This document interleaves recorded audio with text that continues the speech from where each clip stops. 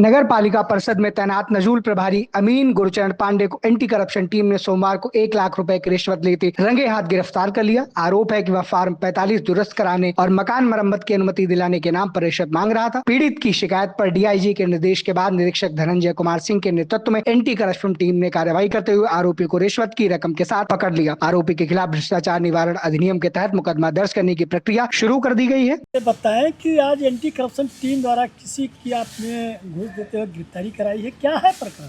प्रकरण ये है कि मैंने एक भवन खरीदा था बना हुआ मेन गोंडा लखनऊ मुख्य मार्ग पे, और उसकी मैं छत की मरम्मत करा रहा था। उसकी छत टपकती थी तो मैंने सोचा छत हटा के इस पर टीन करवा देता हूँ। तो नगर पालिका में गुरुशरण बाबू जी हैं, उनका फ़ोन आया था हमारे किसी कर्मी के पास, क्योंकि मेरे वहाँ कपड़े का शोरूम भी है। तो उन्होंने उसको कहा कि भाई ये काम आप रुकवा दीजिए।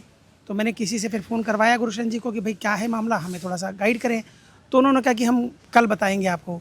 तो मैंने लड़कों से कहा कि भाई चलो काम मजदूर आए, इनको काम करने दीजिए। इतने में गुरुशरण बाबू खुद ही आ गए वहाँ पे और उन्होंने काम रुकवा दिया। कहा कि हमारी परमिशन के बिना काम नहीं होगा, हम आप लोगों को जेल भेज देंगे। तो भाई हमारे में कमी क्या है? तो उन्होंने कहा आपकी रजिस्ट्री ही गलत है।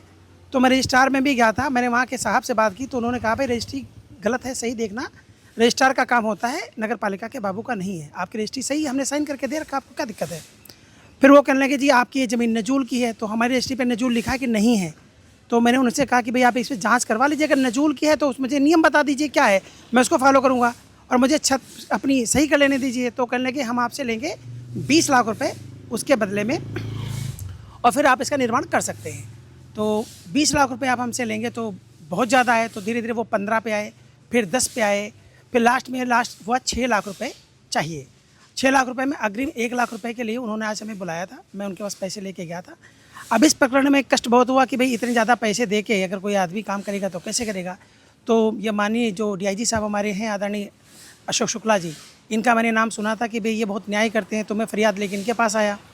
इन्होंने कहा कि आप एक काम करिए, एंटी करप्शन के पास जाइए और अपनी शिकायत दर्ज कराइए और आपके साथ न्याय होगा। तो मैं हौसला पाके वहाँ चला गया, मैंने शिकायत दर्ज कराई और आज ये प्रकरण आपके सामने है। ये मुझे गोंडा के बारे में बहुत ज़्यादा जानकारी नहीं है। नगर पालिका के आसपास ही कोई पार्षद हैं, उनके घर पे ही ये अरेंजमेंट कराया था।